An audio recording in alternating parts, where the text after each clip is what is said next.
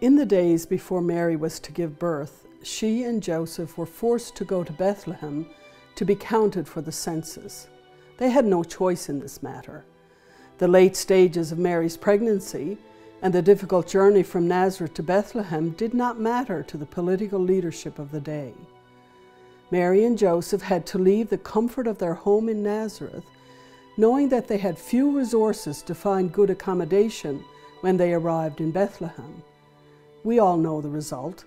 The only place Joseph could find for his wife to have her baby was in a stable with a manger for the baby's first cot. Their displacement from home did not end with the baby's birth.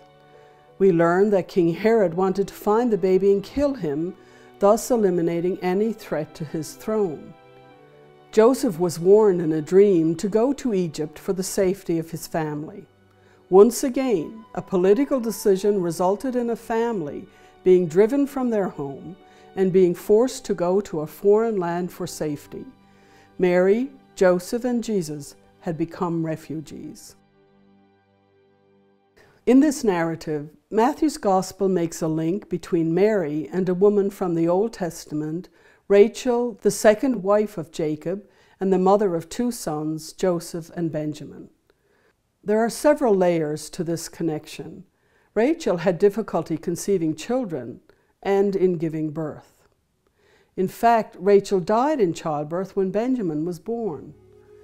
The prophet Jeremiah, who lived years after the time of Rachel, speaking about the coming exile of the Israelites from their land and their flights into Babylon and Egypt, says, "A voice was heard in Ramah, wailing and loud lamentation, Rachel weeping for her children. She refused to be consoled because they are no more." However, as this quotation continues in Jeremiah, God consoled the about-to-be exiled people with the words, "Keep your voice from weeping and your eyes from tears, for there is a reward for your work. There is hope for your future. Your children shall come back to their country." In that same chapter of Jeremiah, God promises, "The days are surely coming when I will make a new covenant with the house of Israel and the house of Judah." Now, Matthew takes these verses from Jeremiah and attaches them to the story of the flight of the refugee family into Egypt and the death of the firstborn infant boys. Intertwined are the women giving birth in challenging situations, the displacements from home, the forced leaving to go to a foreign land, the promise that God is still with them, and the trust that God will make a new covenant. The woman Rachel and the woman Mary are giving birth to sons and peoples, and they are doing so under the most challenging of circumstances. Many years later, Mary will again be faced by an unjust political system as her son is crucified on the cross without any legitimate reason. How wrong we would be to conclude that these linked narratives have nothing to do with today's world. In fact, the displacement of peoples is one of the greatest challenges facing us in Canada and in countries worldwide. Homelessness and affordable housing are significant political issues in every province and territory in Canada. Young people starting out without any employment, women abused by their husbands, elderly people who can no longer pay taxes on their homes, all know what it is like to be forced from your home.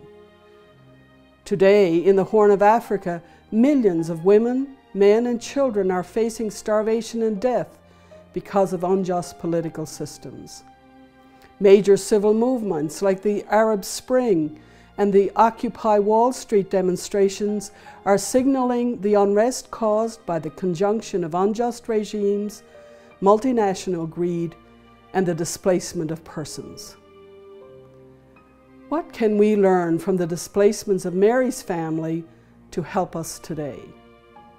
The Ecumenical Association of Third World Theologians gives us the answer when it defines spirituality in our time this way. Spirituality is the name we give to that which gives us the strength to go on, for it is the assurance that God is in the struggle.